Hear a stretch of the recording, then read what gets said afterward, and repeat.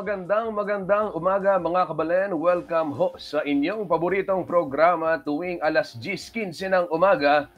Ito po ang CLTV 36 News Stream. Opo mga kabalen, nakita ko June 10 ngayon, araw pala ng sweldo, kaya ako'y medyo na-stutter. Oo, Agis ngayon yung mga kababayan nating nagsusweldo ng Agis. Ayan, hello sa inyo. Ayan, tinanggap nyo na ba yung inyong sahod? Ayan, kaya meron akong, medyo napangiti ako nung flinash ko yung date, June 10. Ayan, oo. So, kumusta ho mga kabalen? Isang maulang umaga sa ating lahat. Araw ho ngayon ng Martes. Okay, at second day of the week.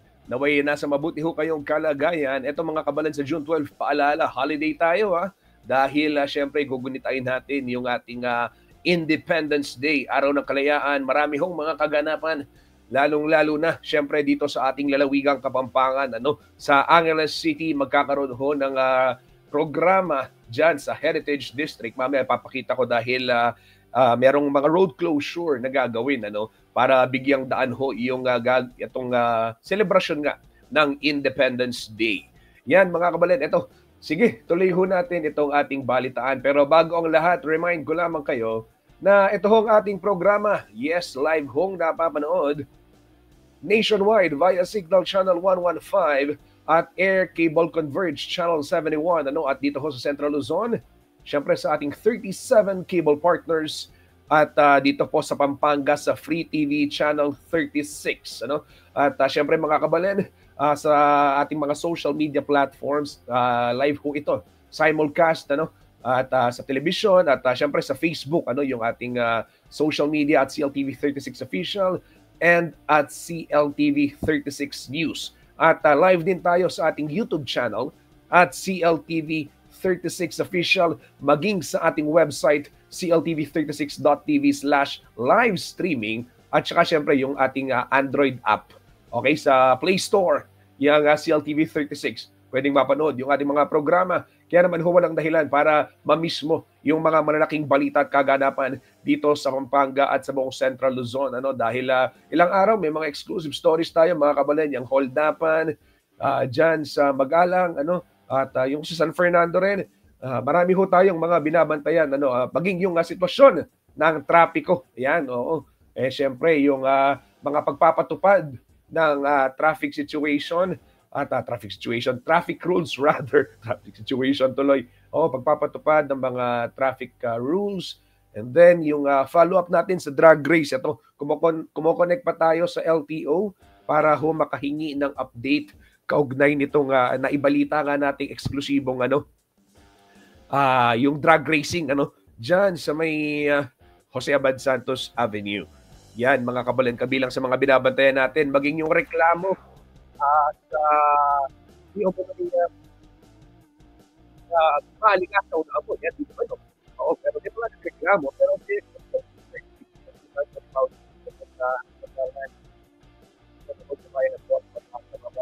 natin at makakasunod natin natin programa sa Saudi para sa tayo ng tayo.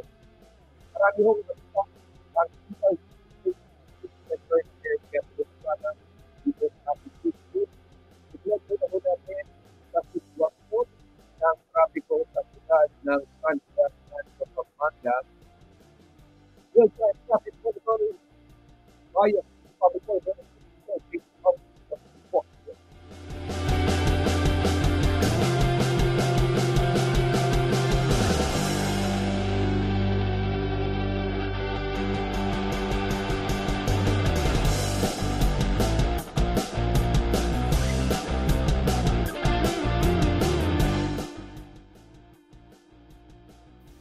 Ito ho mga kabalen, ang inyong nakikita dito sa ating upper row muna, yung first row. Yan pong sa may area ng Del Rosario. At basa ho ang kalsada, paalala ho sa mga motorista, sa mga babiyahe. Ingat-ingat Oo. At madulas po ang daan, yung mga nakamotor at yung mga siklista rin. Dahan-dahan tayo, madulas po ang kalsada. Ngayon pong tag-ulan. Yan ho ang sitwasyon sa may Del Rosario. Dito naman yung gawing kanan sa pinakaitaas pa rin tayo. Yan ho ang senaryo naman dyan sa Barangay Maimpis. Oo, diyan sa may sakop yung Diosdado Macapagal Regional Government Center na kasalukuyan rine-renovate yung kalsada. Oo, rine-renovate yung kalsada. Ayan, ginagawa yung kalsada at yung tulay, ayun, nakakulog daw yung audio ko. Okay na. Yan, sorry. Yan, yung tulay-tulay. Yung mga drainage, inaayos din yung drainage. Yung tulay naman sa Tulaok yun, mamaya ibabalita rin natin sa inyo. Pati yung San Miguel Bridge, binisita ni Kuyang Jody Mercado. Mamaya mag-update din tayo. Sikapin nating tawagan din yung mga kinaukulan. Oo, dyan po sa may San Simon, Pampanga. Yan, pero ito Regional Government Center sa sakop siyudad ng San Fernando, ayon sa CPOSCO at maging siyempre sa DPWH, target pong makumpleto itong pagsasaayos ng mga drainage system at yung buong kalsada na rin, siyempre yung gilid, yung side, anong tawag dito, yung hindi ko alam yung technical term, rampa sa Tagalog, yung rampa. Ay by July this year, so that will be next month.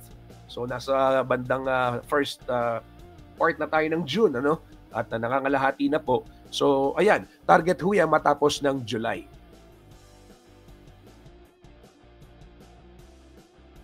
Dito naman tayo sa may ibaba, yung gitnang box, dyan sa may, syempre sa may downtown. Dyan sa may Barossa, mga kabalen, Dolores, at nakikita natin yung traffic situation, may bahagyang pagbabagal, light to moderate traffic. Ganyan din ang scenario dyan sa may area ng St. Dominic, Corinthian, dyan sa may Good Shepherd. Yan pong Makabakle. Opo, karentang kaluguran tamo Makabakle. Yan, shout out karentao Makabakle. Kumusta kayo po? At dito sa may JBL, area ng JBL, Makabakle. Yan, meron din light to moderate traffic na aasahan at mararanasan ng mga biyaherong magdaraan dyan. Dito naman sa may ibaba, pinakaibaba tayo, Jose Abad Santos Avenue, dyan po sa may intersection, yung tapat ng Victory Liner Bus Terminal, maluwag ang sitwasyon sa mga oras na ito, ganyan din. Dito sa ibang bahagi ng Jasa, at kahit dyan sa may Paskuhan, sa tapat ng CLTV 36, ay wala pong problema, maluwag ang sitwasyon. Meron lamang traffic scenario o yung light to moderate traffic situation dito po sa Dolores area, particular na dyan sa may magsimula sa Allied Rotonda o dyan sa may Barossa, hanggang sa may Makabakle. Okay, dyan paalala sa ating mga kababayan, ingat-ingat tayo sa kalsada dahil maulan po ang panahon ngayon.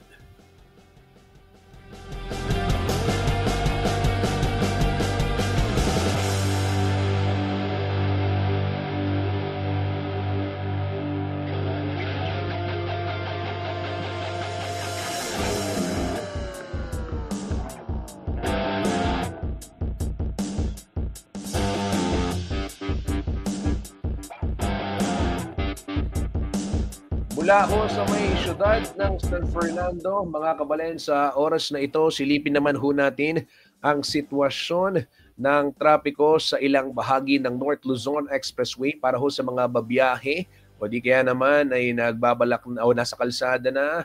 At ito, mga nakatutok pa rin yung mga, pwede nyo pakinggan, pwede nyo gawing podcast itong ating programa, syempre, audio lang.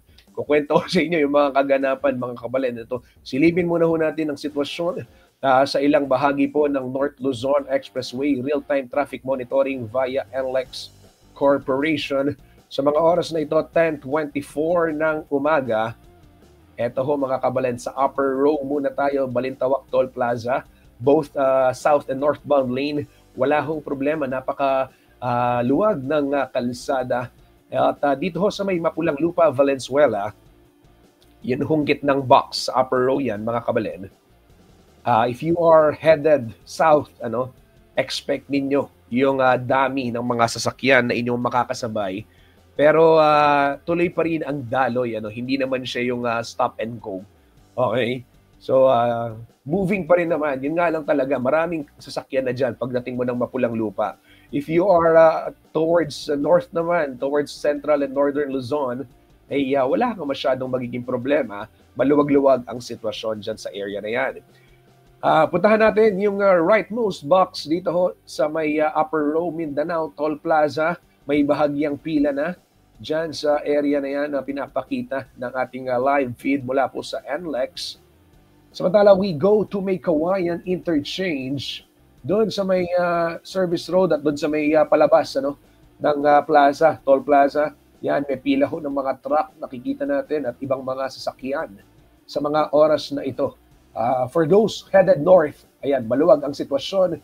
Bukawi Toll Plaza as well as City of San Fernando area, sakop ng NLEX, maluwag ho ang sitwasyon. Pero paalala mga kabalen, basa po ang kalsada dahil maulan. Ingat po tayo sa daan. Tiyaking nasa maayos na kondisyon ang ating mga sasakyan at ang ating pangangatawan upang ang aberya ay maiwasan.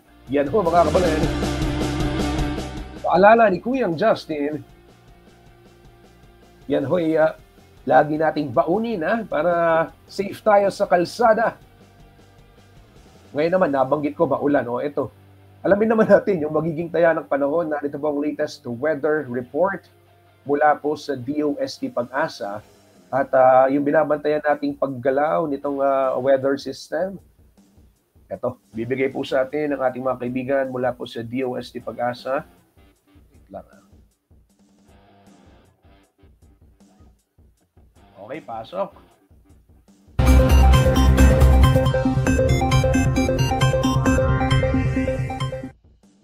Magandang umaga po sa ating lahat. Narito ang ating weather update para sa araw ng Martes, June 10, 2025. Yung binabantayan nating low pressure area ng mga nakaraang araw ay tuluyan na naging isang ganap na bagyo kaninang 2 a.m. Ito'y huling namataan sa line 430 kilometers west ng Iba, Zambales. May taglay na kalakas na hangin na 45 kilometers per hour at pagbugso na 55 kilometers per hour. Ito'y kumikilos southwestward sa bilis na 20 kilometers per hour. Ito po ay nasa labas ng ating Philippine Area of Responsibility kaya hindi natin ito binigyan ng local name. Hindi rin natin inaalis ang posibilidad na ito'y pumasok muli ng ating Philippine Area of Responsibility pero kung ito man ay papasok, wala naman po ito magiging direktang epekto sa anumang parte ng ating bansa. Inaasahan pa rin naman natin yung southwest monsoon or habagat ang patuloy na magdadala ng mga pag-ulan dito sa malaking bahagi ng ating bansa. Para naman sa magiging panahon natin ngayong araw, inaasahan natin malaking bahagi pa rin ng Luzon ang makakaranas ng mga pag-ulan dulot ito ng southwest monsoon or ng habagat. Asahan natin yung mga occasional rains dito sa may Zambales, Bataan at Occidental Mindoro. Naasahan naman natin dito sa eastern section ng Northern Luzon, makakaranas naman sila ng maaliwalas na panahon. Pero asahan din natin yung mataas na tsansa ng mga localized thunderstorm lalo na sa hapon at sa gabi. Agwat ng temperatura for Metro Manila 25 to 31 degrees Celsius, Lawag 26 to 32 degrees Celsius. For Tuguegarao, asahan natin ang 26 to 33 degrees Celsius, Baguio 18 to 24 degrees Celsius. For Tagaytay, 22 to 27 degrees Celsius at Legazpi, 25 to 31 degrees Celsius. Naasahan din natin dito sa may Palawan ang occasional rains, dulot pa rin ito ng southwest monsoon. Para naman dito sa buong Visayas, asahan din natin yung mga pag-ulan, dulot pa rin ito ng habagat. Kumikita naman natin dito sa Mindanao, maaliwalas na panahon ang kanilang aasahan, pero asahan din natin yung init at alinsangan lalo na sa tanghali hanggang hapon na may mataas na tsansa ng mga localized thunderstorm pagdating sa hapon at gabi. Agwat ng temperatura for Calayan Islands at Puerto Princesa 24 to 30 degrees Celsius. Dito sa may Iloilo, asahan natin na 24 to 31 degrees Celsius. Tacloban 26 to 32 degrees Celsius. Cebu, 26 to 31 degrees Celsius. Cagayan de Oro, 25 to 32 degrees Celsius. Zamboanga, 24 to 33 degrees Celsius. At Davao, 26 to 33 degrees Celsius. Dahil dito sa southwest monsoon, meron tayong nilabas na weather advisory. Inaasahan natin para ngayong araw ang 50 to 100 millimeters of rain dito sa may Zambales, Bataan, Occidental, Mindoro at Palawan. At itong mga nakaraang araw po, tuloy-tuloy na rin ang mga pag-ulan dito sa mga nasabing lugar. Kaya lalo natin pinag-iingat ang mga kababayan natin para sa mga posibilidad ng mga flash flood at mga pagguho ng lupa. Bukas naman, inaasahan natin magkakaroon tayo ng 100 to 200 millimeters of rain dito sa may Zambales at Occidental Mindoro. 50 to 100 millimeters of rain naman dito sa mga nakadilaw sa ating mapa. Yun po, inaasahan po natin, dulot pa rin ito ng southwest monsoon or ng habagat. Para naman sa Thursday, June 12, araw ng kalayaan, inaasahan din natin ang 50 to 100 millimeters of rain dito sa may Zambales, Pampanga, Bataan, Metro Manila, Cavite, Batangas, Occidental Mindoro at Palawan. Wala naman tayong nakataas na anumang gale warning sa anumang seaboards ng ating bansa. Ang sunrise mamaya ay 5:26 a.m. at ang sunset mamaya ay 6:25 p.m. Para sa karagdagang impormasyon, bisitahin ang aming mga social media pages at ang aming website pag-asa.tost.gov.ph. At yan po muna ang latest dito sa Pag-asa Weather Forecasting Center. Chanel Dominguez po at magandang umaga.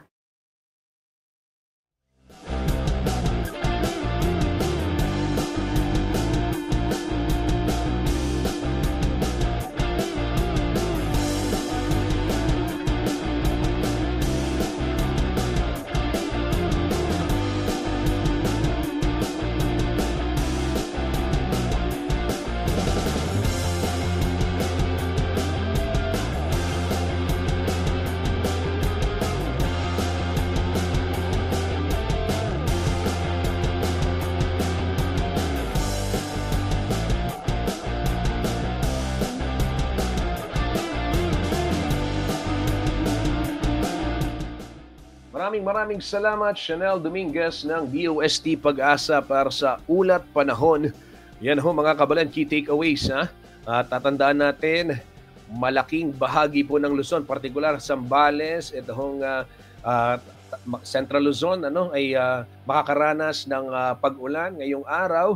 At syempre yung kalat-kalat na pag-ulan pa rin, dala ng habagat nariyan ho. Kaya naman paghandaan natin mga kabalen, lalo na yung mga kababayan natin sa Zambales, nagbabala rin itong pag-asa sa posibleng flash flood at landslide doon ho sa mga prone areas dyan sa lalawigan ho ng Zambales. Samantala, puntahan muna natin foreign exchange news.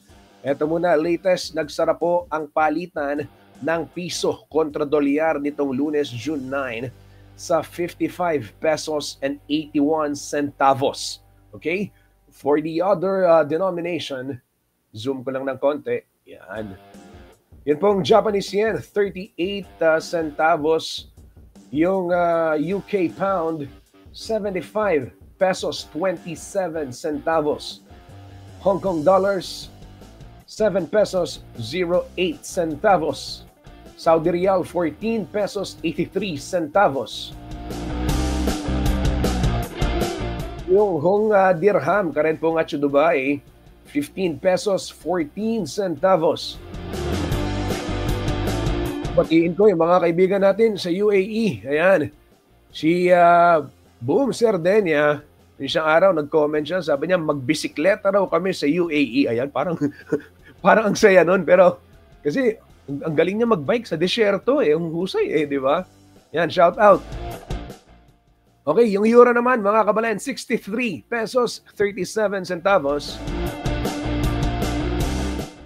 Korean won 04 centavos at Chinese yuan 7 pesos 72 centavos.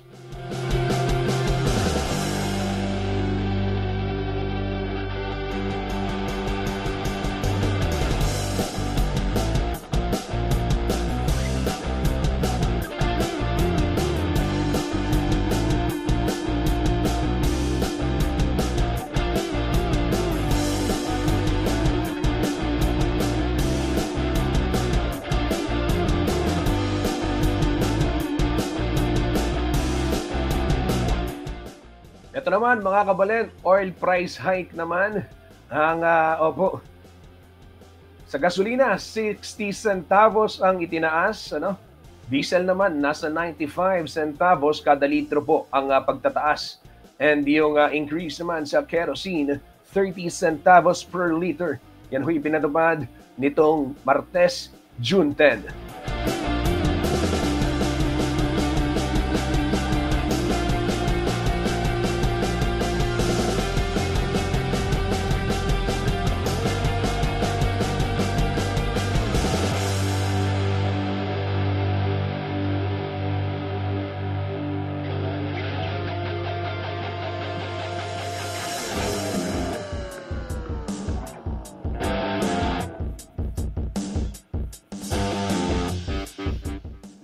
Ito, bago tayo magpatalastas, bigyang daan muna natin yung ilang public service announcement. Wala hong kuryente hanggang alas 5 ng hapon. Diyan sa may Sitio Banlik, Barangay Cabalanjan, Bacolor, Pampanga, dahil sa sinasagawang relocation ng primary line and pole nito pong Pelco 2. Okay? Hanggang 5 p.m. Diyan ho sa Barangay Cabalanjan, ken pong Sitio Banlik.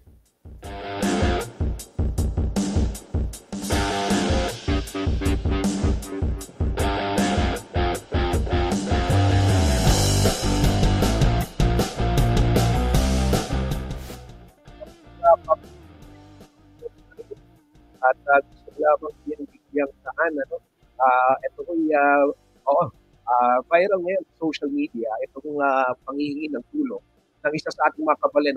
Actually, kaibigan ho natin ito mula ho sa CDC Tourism Office, si Mark Felter. Dahil dito sa kanyang, sa sinapit po ng kanyang may bahay. At ito, pasahin ko po yung status ni Mark Felter. Kaugnay po nitong pagkahanap nila ng kidney donor. Makapagpagdamdam din itong kanyang status. Pero ito, basahin ko po yung statement ni Mark. At sa mga kababayan natin na pwedeng makatulong, since nakapublic naman itong kanyang post, mga kabalin, at humihingi din nananawagan ng tulong ito. At bigyan daan po natin yung panawagan dito sa ating programa. Sabi ni Mark Aline Felter, to our family, friends, colleagues, and to everyone, Maureen needs your help. These past few months have tested our strength in ways we never imagined. We've tried in silence, fought battles in hospital rooms, and faced each day with heavy hearts, but unwavering hope. My wife, Maureen, only 27 years old, is now fighting for her life after being diagnosed with chronic kidney disease. She has started dialysis, but what she truly needs now is a kidney transplant. We are now in urgent need of a living kidney donor, someone with blood type O, below 40 years old, and in good health. I wish more than anything that I could give her mine, but as someone who is also borderline diabetic, I'm unable to donate. Still, we hold on to hope. We believe that somewhere out there, someone is willing to be the miracle we've been praying for. If you or someone may be willing to get tested or learn more, please message me. We are ready to support every step of the process. Also, please take time to watch this video that explains what you need to know. Nakalink ko dito. I-copy ko mga kabalin yung link para i-post ko din dito sa ating stream.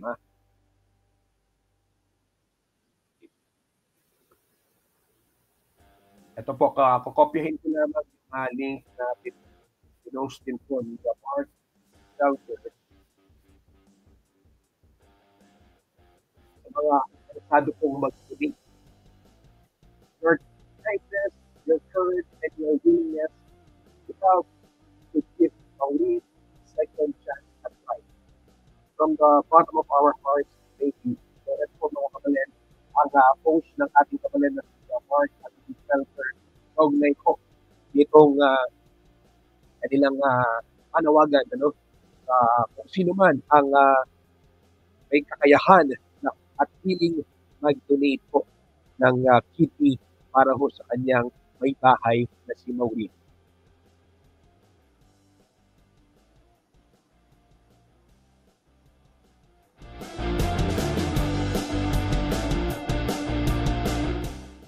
Mga kabalen, magpapatalastas lang ho tayo sa ating pagbabalik. Ihahatid ko sa inyo ang mga malalaking balita dito ho sa Pampanga at sa buong Central Luzon. Huwag ho kayong aalis.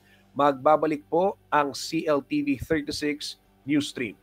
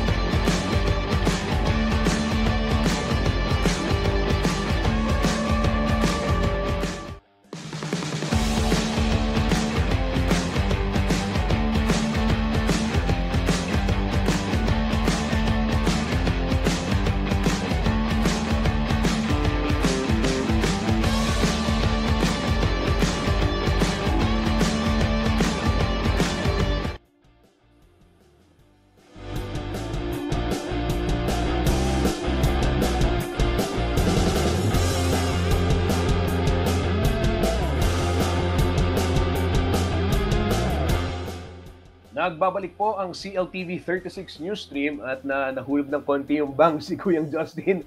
Okay, so ito ho mga kabalen, kaugnay nitong binabantayan natin kahapon, it was an eventful day for everyone, especially for us na nakatutok ho dito sa makasaysayan, syempre, na pending itong trial nga ni Vice President Sara Duterte. Dahil kahapon po, matapos yung matagal na debate nito hong mga mambabatas sa mataas na kapulungan, I am talking about the senators of the 19th Congress, 23 of them, dahil yung isa, yung pang 24, si Secretary Angara na nasa DepEd.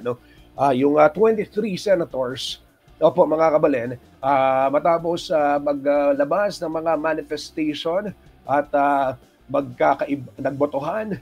At ito nga po, sumumpa na bilang presiding officer sa impeachment trial ni Vice President Sara Duterte, si Chis Escudero. Siya po ang ating Senate President. At inaasahan na ngayong araw din, susumpa ito pong ibang mga miyembro ng 19th Congress dyan sa Senado para ho maging senator judges.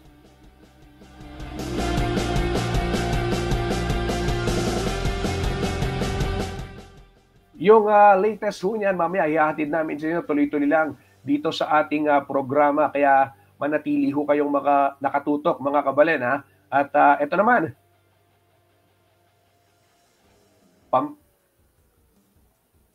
arestado ho ang isang sextortion suspect. Okay? Ito yun ang interview natin. Yung hepe ng anti-cybercrime group ng PNP. panoorin ho natin, sorry, excuse me, sinisipon si Kuya Justin, panoorin ho natin itong video mga kabalen, kung saan natimbog ho ng mga kapulisan itong ang suspect sa sextortion. Narito po ang ulat.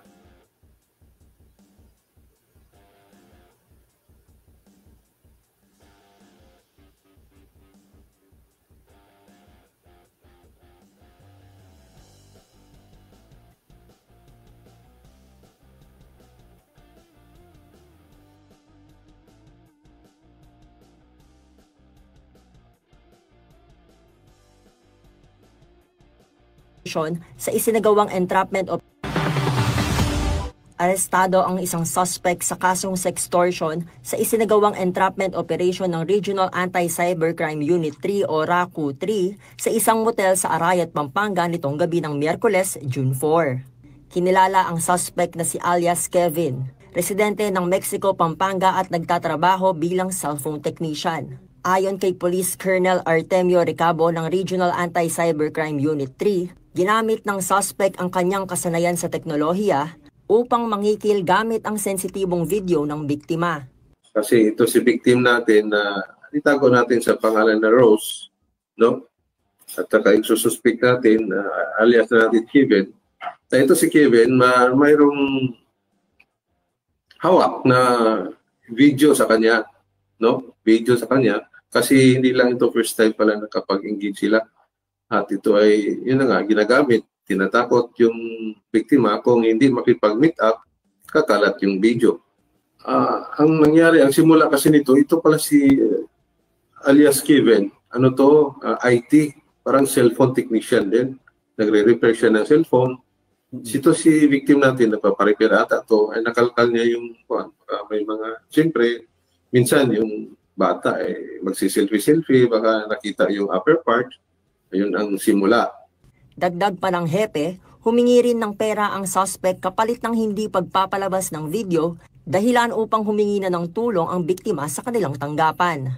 Napag-alaman din na hindi umano ito ang unang beses na ginawa ng suspect ang naturang modus. Hindi lang ito isang beses na gawa niya. Mga 4 or 5 beses na nagawa niya. Kaya hindi na natiis ng ating biktima. Nagsumbong sa atin at agad tinulungan natin yung biktima para mabigyang hustisya yung nangyayari sa kanya. Kaugnay nito, sasampahan ang suspect ng mga kaukulang kaso bunsod ng mga ebidensyang nakalap. Reversion under our Vice Penal Code, yung sa si SAM Law, yung 11930, yung 6 child abuse and exploitation materials, or kasi minor yung bata na biktima, so pwede yung sa 76 RA 7616. Then since nag-ano siya nag-blackmail siya na ipakalat yung video niya, so sampahan din natin under the Republic Act 9995, which is the under photo and video voyeurism law. Dagdag pa natin yung human trafficking. Pwede. So most probably baka hindi ito makapag-bail. Samantala, may paalala naman ang opisyal sa mga biktima ng sextortion at iba pang uri ng cybercrime. No, pero ang babala ko lang sa mga nanonood sa atin, huwag tularan ito. So, pinopost ko nga sa Facebook, huwag tularan mga ganito kasi lahat ng mga kamalian or mga maling mga ginagawa ay may katapusan. At yun na nga, pupunta din sila sa hindi nila hawak ng batas. At yung mga nabiktima naman, para sa akin, ina-advisean ko na kung sino man dyan, sa buong Pilipinas, kasi yung anti-cybercrime unit namin, ay buong Pilipinas kami nag-operate. Every region, mayroon tayo. We are collaborating each other. No, every region, not only every region, mayroon pa tayong mga international collaboration, no, sa mga anti-cybercrime unit. So kung sino man yung mga mabiktima, kung may naka-engage ngayon na mga ganitong modus, tinatakot, pinipilit na pag-meet up, secretly, huwag silang mahiya na magpunta sa opisina natin. At sino man yung nabiktima na takot or nahiya, magsumbong, huwag silang mahiya, pumunta sa opisina natin para matulungan kaagad at masolusyonan yung problema nila at mabigyan ng hustisya na sila ay naging biktima sa mga ganitong kaso. MC Galang, CLTV 36 News.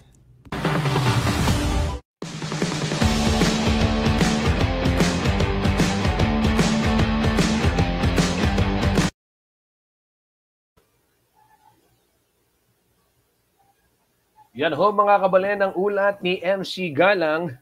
Opo, kaugnay nitong sextortion diyan sa may Arayat, Pampanga. At sa mundong ito makakasama naman natin si Paulo G. Santos para magbigay ng detalye. Yes mga kabalen, kaugnay ho nitong dalawang landfill diyan sa bayan ng Porac, Pampanga na nahaharap sa investigasyon ng local government unit. Magandang umaga, Paulo G. Santos. Ano ang latest?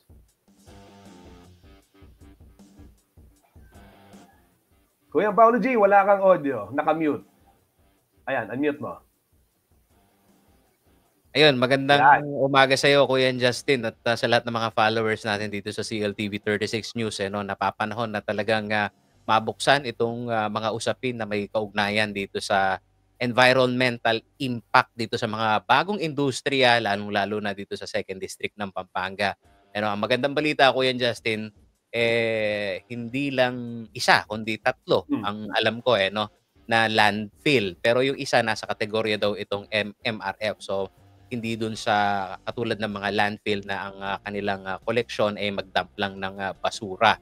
At ang una nga natin pinakitunguhan, Kuya Justin, itong reklamo dito sa area ng Mangkatyan, Barangay Mangkatyan, na kung saan itong landfill, Kuya Justin, ay nasa higit 30 hektarya. Na sa mga unang report, ito daw ay merong mga reklamo na yung hauling ng mga basura o yung transportasyon mula dyan sa public road hanggang pumasok dito sa komunidad, nagdudulot ng masamang amoy. At iyon ang pinagugutan ito pong mga mayorya ng barangay official. Kaya sila sumulat sa Office of the Mayor, Kuya Justin, nitong May 27 upang imbestigahan itong problema nila sa masangsang na amoy. And then, umakto naman, Kuya Justin, itong lokal na pamahalaan ng Porac sa pamamagitan nitong pagkasahan nila ng Joint Inspection Team, itong JIT, upang magsuri. At meron silang mga puna na kailangang isaayos nitong pamunuan ng EPMC o itong Eco-Protect Management Corporation, Kuya Justin, na siyang nangangasiwa dito naman sa 7 hektaryang lupain na nagsimula na ngang mag-operate o nasa 2 taon na halos. At itong unang quarter ng taon, Kuya Justin, ito toong na-overwhelm sila dito sa dami ng mga howlers dahil sa pagsasaranga ng kalangitan, Kuya Justin. So dito sa nangyaring complaint, Kuya Justin, kasunod nga nitong ating pagkuha ng impormasyon dito sa lokal na pamahalan, ang binabanggit nila meron silang pending hearing sa darating na June 17 upang i-discuss itong mga obserbasyon ng MENRO o Municipal Environment and Management Office ng lokal na pamahalaan, Kuya Justin. Pero nauna pa dito, meron ng report itong lokal na pamahalaan sa termino ng dating mayor o acting mayor bago pa si Mayor Tamayo, Kuya Justin. Ang kanilang mga binabanggit na puna dito sa pasilidad ng bago si Mayor Kuya Paolo, cut lang kita. Bago si Mayor Tamayo. So you are referring to acting mayor Maria Clarete, kundi Mayor ako. Myla. Oo. Myla, sorry. Oo. Clarete, naging acting mayor. So siya po yung tinutukoy, Kuya Paulo G. Yes, Kuya Justin. Ang sige, go ahead. dokumento dito nung tayo pumunta ng Porac LGU, ay Enero 24. Ito. So sa kanilang mga puna, Kuya Justin, batay sa kanilang isinampang ulat nitong JIT, ang kanilang mga obserbasyon na may paglabag, matinding mabahong amoy tulad sa pasilidad, kawalan ng perimeter fence na siyang pangunahing pananggalang sa pagkalat ng polusyon. Hindi gumaganang leach treatment facility. Isang mahalagang sistema daw ito, Kuya Justin, na dapat naglilinis ng tubig na dumadaloy mula sa basura. At gayon na rin ang kawalan ng gas collector system na critical sa pag-iwas sa methane build-up, Kuya Justin, yung gas na nagmumula dito sa mga basura. Mas matindi pa rito, lumalabag daw dito sa kanilang ulat sa Joint Inspection Team, Kuya Justin, na hindi raw tumutupad ang EPMC sa Republic Act 9003 o ang Ecological Waste Management Act of 2000. Bukod pa rito, wala rin raw silang hawak na Environmental Compliance Certificate at Occupancy Permit ang kumpanya. Dalawang pangunahing dokumento na kinakailangan bago tuluyang makapagsagawa ng operasyon. So yun yung mga inabutan ni Mayor Budoy Tamayo na sa kabilang banda, sa panig ng EPMC, meron na daw sila mga dokumento at ang EMB, Kuya Justin, ay isa sa government national na tumututok dito sa mga isyung pangkalikasan, Kuya Justin. Ang binabanggit nila, compliant sila. No? So, ang isa sa kanilang pag-question ay yung lokal na pamahalaan, gaano nga ba sila kahusay, yung expertise nila dito sa pagpuna, Kuya Justin. So, naging bukas naman itong EPMC, hindi lang sa CLTV 36, kundi sa mga kapatid natin sa media, na ipakita yung kanilang operasyon, Kuya Justin. At wala nga dito sa mga moderno nilang pasilidad na kung saan ang kanila umanong pagtalima dito sa mga batas pambansa, Kuya Justin, na may kaugnayan sa sanitary landfill, ay siyang nasusunod. At gayon na rin yung ipinakita nila, Kuya Justin, yung ponduhan ng tubig kung saan dumadalo yung katas ng basura. At sa nakalipas na panahon, dahil nga umulan at yung reklamo, yung masangsang na hamoy, Kuya Justin, nakita din natin yung mismong ponduhan ng tubig, tuyong-tuyo, Kuya Justin. At ang kanilang barometro, sinasabi nila kung talagang sobrang polluted yung lumalabas na katas ng basura, hindi mabubuhay yung mga itinanim nilang mga puno ng kawayan. Ito daw, meron daw silang joint venture agreement with the PSAU o itong Pampanga State Agricultural University, Kuya Justin, na yung mga puno ng kawayan ay magsisilbing bahagi nitong pag-treat nitong tubig, Kuya Justin, na lumalabas dito sa dump site.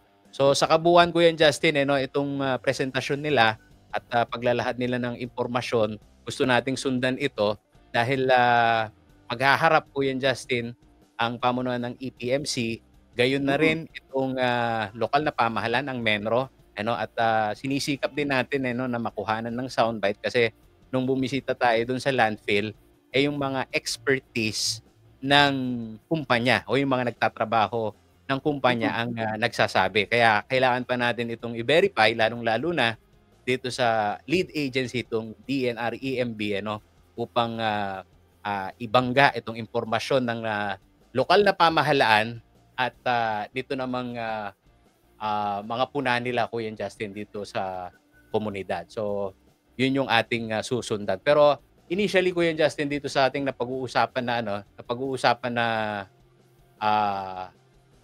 sanitary landfill, hindi lang ito yung operational sa 2nd District ng Pampanga. Alam naman natin dyan sa Florida, meron ding malaking sanitary landfill.